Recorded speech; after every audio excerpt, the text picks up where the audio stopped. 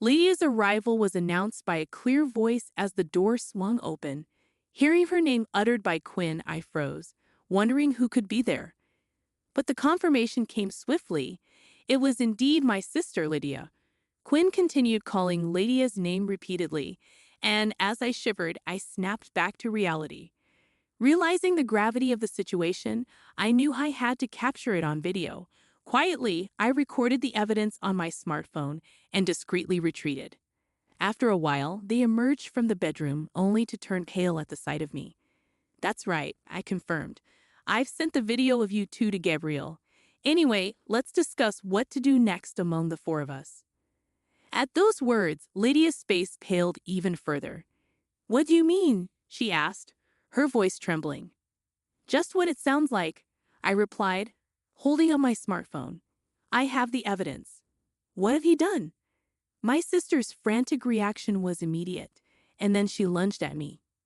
"My name is Linny, a 45-year-old housewife with twin boys in the 6th grade. Twins run in our family, including myself and my twin sister Lydia. Despite being identical twins, our relationship was more rivalry than sisterhood. From childhood, I was always compared to Lydia, who was perceived as cute and affable while I remained shy and reserved. This dynamic fueled my deep admiration for Lydia, but she seemed indifferent to me, often manipulating situations to her advantage. Throughout our childhood, Lydia always took the lead while I was left with unwanted roles. Whether it was in games or school plays, her influence overshadowed me. Despite my efforts, Lydia's manipulation persisted, reaching a breaking point when she tried to dictate my choice of high school.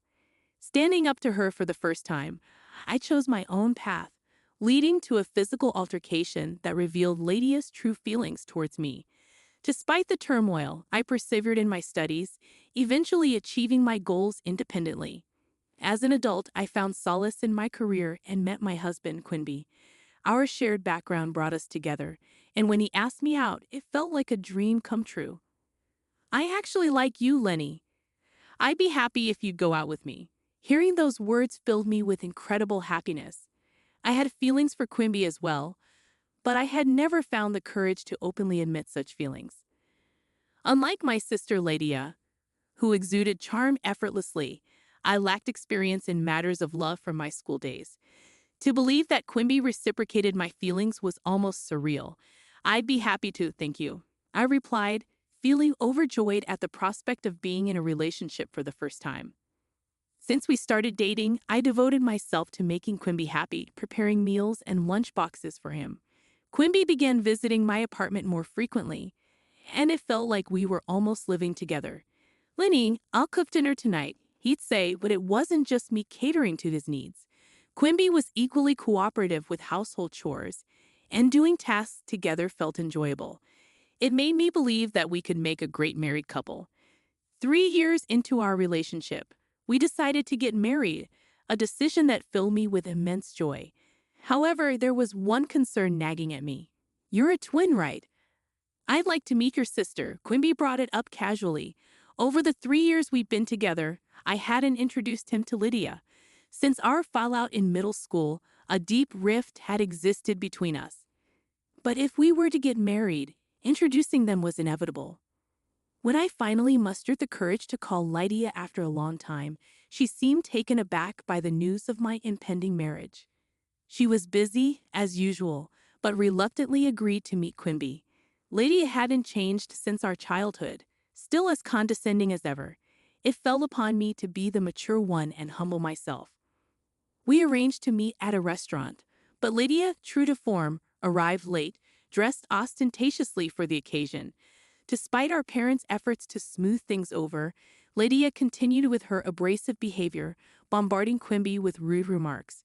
By the end of the meal, I was exhausted, but Lydia's comments lingered. As we left the restaurant, Quimby remarked, "Lydia's quite the character, huh? The opposite of you, Lenny." I forced a smile in response, feeling a pang of insecurity. "Maybe you should take a leaf out of Lydia's book," he added. "She's always smiling, good at conversation, and cute. If I'd met her first." I was taken aback by Quimby's comment. I had confided in him about my discomfort with Lydia, so his words were deeply shocking. "Why don't you marry Lydia then? She even said you were handsome." I snapped back, feeling hurt by his jest. He quickly apologized, realizing his mistake. Sorry, it was just a joke. "I'm glad I met you, Linny. I don't have any special feelings for Lydia." Still reeling from his words, I couldn't dismiss the unease gnawing at me. "Then you shouldn't say things that praise Lydia and put me down." "It was a joke," Quimby apologized, but the shock lingered. I wasn't going to call off our engagement over something like this, but I hoped he understood. Quimby continued, "But Lydia is a nice girl. It's not good to be jealous of your sister. Let's all get along as a family. Now we're adults, things are different than they were." Despite my reservations, I nodded along. I wanted Quimby to be on my side, not trying to bring me closer to Lydia. But arguing seemed too troublesome to pursue.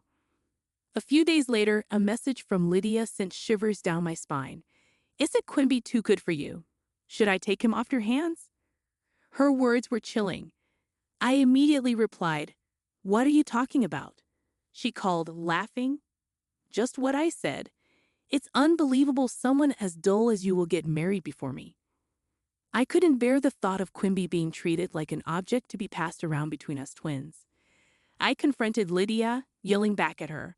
I told Quimby about it, warning him to be careful around Lydia. But he seemed to take it lightly, brushing off my concerns. "It's nice to be liked that much." "Don't worry, Lydia's not serious," he said, laughing it off. But I couldn't shake off the feeling that Quimby had changed after meeting Lydia. Despite his reassurances, I couldn't fully trust him. As years went by, Lydia's spiteful messages continued, but I chose to ignore them. I prayed for a peaceful coexistence with her while leading a happy married life. When I learned that Lydia had gotten married, despite our strained relationship, I couldn't help but feel genuinely glad for her. When I heard that Lydia had found someone, it hit me hard. I realized how terrible I had been, marrying Quimby only after she had found happiness herself. Surprisingly, Lydia apologized through our parents, and we began communicating again. She had changed, becoming calmer, almost like the Lydia I once loved. I never thought we would laugh together again, so I was overjoyed. Lydia even introduced me to her husband, Gabriel, who seemed genuinely caring. As both Lydia and I were married, our relationship grew stronger, much to our parents' delight. I wanted to make up for the time we had lost. Then one day I fell ill at work and had to leave early. Upon returning home, I sensed something was off. Despite the house supposed to be empty, I heard voices coming from the bedroom. Recognizing Quimby's voice, I hesitated to confront him. The nature of his voice drained the color from my face. It was unmistakably intimate. Trembling, I decided to catch him in the act, recording with my smartphone. What I saw was even more shocking than I anticipated. Opening the door, I heard Quimby mention Lydia's name. Frozen in disbelief, I recorded the scene before quietly leaving. Sitting in shock, I forgot about my illness, staring blankly at my phone. Moments later, the bedroom door opened, revealing Quimby and Lydia. Quimby paled, questioning my presence. Lydia, defiant, declared her intentions to take everything. I remained calm, smiling at her threats. As the situation escalated, Lydia lunged at me, but Quimby intervened. Trying to diffuse the tension, he pleaded for forgiveness and attempted to protect Lydia. However, the consequences of her actions were clear. Realizing the severity of the situation, I couldn't cover for Lydia. Despite Quimby's pleas, I couldn't overlook her betrayal. It was a harsh reality, but Lydia had brought it upon herself, knowing the risks. I retorted that it was too harsh, but as usual, Quimby rushed to Lydia's defense, further infuriating me. I shot him a glare, expressing my concern for Lydia. Thinking Lydia is the only one who's going to lose her family and job is a huge mistake, I shouted. Quimby flinched at my outburst, breaking out in a cold sweat as if suddenly coming to his senses. Realizing the gravity of my words, I informed Quimby that I had also sent the video to the company's main email address, including his department and name. His expression turned to one of despair as Gabriel's call ended. I kicked them out and called Gabriel to explain. Sorry to disturb you at work, but it's about the video, right? Gabriel's gentle voice confirmed. I apologized, explaining that I had been asked to gather evidence due to suspicions about Lydia's behavior. Gabriel revealed that he had consulted me because he felt something was off with Lydia. Despite my shock, I managed to film calmly, ensuring evidence of Quimby's infidelity. Gabriel expressed gratitude for capturing the evidence, admitting that he had sensed something wrong with Lydia. He reassured me, saying it was shocking enough to discover an affair, let alone with one's own sister. We agreed to talk another time, and I hung up, tears flowing endlessly. For the sake of my sons and my own future, I knew I had to be strong. That evening, when Quimby came home, I questioned him about Lydia. His response, snapping back at me and blaming me for his predicament, only solidified my resolve. Crying over a man like him was a waste of time. There's nothing to be done. Do as you please. You understand the situation, right? If we divorce. I firmly stated that I would be taking the kids. Quimby's people attempt to use our sons as leverage was pathetic, and I didn't hesitate to call him out on it. Stop being ridiculous. Divorce is inevitable, I told him bluntly. It seemed he still didn't grasp the severity of his actions, especially considering the probable loss of his job due to his adultery during work hours. His cluelessness only made him appear more foolish to me. As Quimby pleaded with me to consider starting over and forgive his infidelity, I questioned him about Gabriel's concerns regarding Lydia's behavior over the past few months. His weak response confirmed my suspicions. It wasn't just a one-time affair. Dropping the subject, I informed my sons about Quimby's infidelity the next day. Despite their young age, they expressed their support for me without hesitation, which moved me to tears. We left to stay with my parents, who were shocked to hear about Lydia and Quimby's actions. My mother tearfully apologized for always making me endure Lydia's behavior and promised to keep their distance from her. From then on, I commuted to work from my parents' home. Quimby's incessant calls and messages pleading for forgiveness only served to annoy me further. His attempts to woo me back with declarations of love and fantasies of a happy family of 4 were laughable. I was almost fooled for a moment, but my son's laughter at his messages reminded me of their absurdity. Despite my reluctance, I eventually agreed to meet Quimby to sign the divorce papers at a cafe, following Gabriel's advice to keep the conversation calm in a public place. When Quimby and Lydia arrived, it was evident that Lydia had fallen out of favor with Gabriel, serving as a harsh reality check for her actions. As we sat down to sign the papers, both Quimby and Lydia hesitated, hoping to avoid the inevitable. But I stood my ground, reminding them of their betrayals and the consequences they faced. Eventually, they signed the papers, and I finalized the divorce with the help of a lawyer introduced by Gabriel. After our divorce was finalized, Quimby wasted no time proposing to Lydia, revealing his feelings for her from the start. Meanwhile, Lydia, who had genuinely loved Gabriel, was left abandoned and eventually lost her job too. When I asked Gabriel about it, he revealed that Lydia had been complaining about me to him for months, painting me as useless and extravagant. The realization that Lydia had gone to such lengths to set me up filled me with horror. It was a stark reminder of the lengths people would go to in order to manipulate and deceive others. I was taken aback when Gabriel apologized to me, admitting that he consulted Linny out of concern for my safety. Never did I imagine that it would lead to such a drastic turn of events with Quimby. It's okay, it's all in the past now, I reassure him, though the weight of what transpired still lingered. We concluded our conversation, agreeing to stay in touch for updates on the divorce compensation and legal proceedings. As Gabriel explained, the burden of the substantial divorce compensation led Quimby and Lydia to marry and live together. Lydia, abandoned by her parents, had no choice but to reluctantly accept Quimby's proposal. It seemed she had no family left and felt compelled to marry him.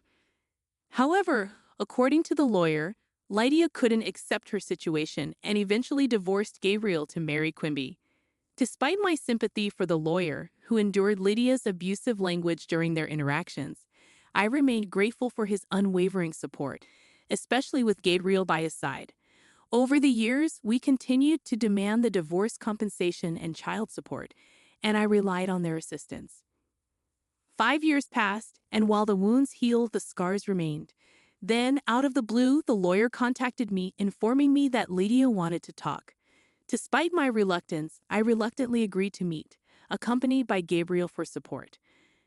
At the cave, Lydia and Quimby appeared solemn as they broached the topic. Lydia revealed that she was suffering from renal failure and needed a kidney transplant. Quimby blamed me and Quimby for her deteriorating health, but I stood my ground, refusing to take responsibility for their actions. When Lydia pleaded for a kidney transplant, I was taken aback by her audacity. Quimby argued that as twins, I had a duty to help her, but Gabriel intervened, highlighting the risks involved and questioning the fairness of their request. Their pleas fell on deaf ears, and I left the cafe, determined not to be manipulated any further. Despite their desperate attempts to guilt-trip me, I remained resolute in my decision. With Gabriel's support, I walked away, leaving them to face the consequences of their actions. While I couldn't forgive them, I hoped they would learn from their mistakes and find a way to move forward. As I continued to live happily with my family, I kept in touch with Gabriel, who had become a trusted confidant. While he harbored feelings for me, I wasn't ready to reciprocate them just yet. For now, I focused on my sons and their well-being, knowing that someday I would find the courage to pursue my own happiness once again.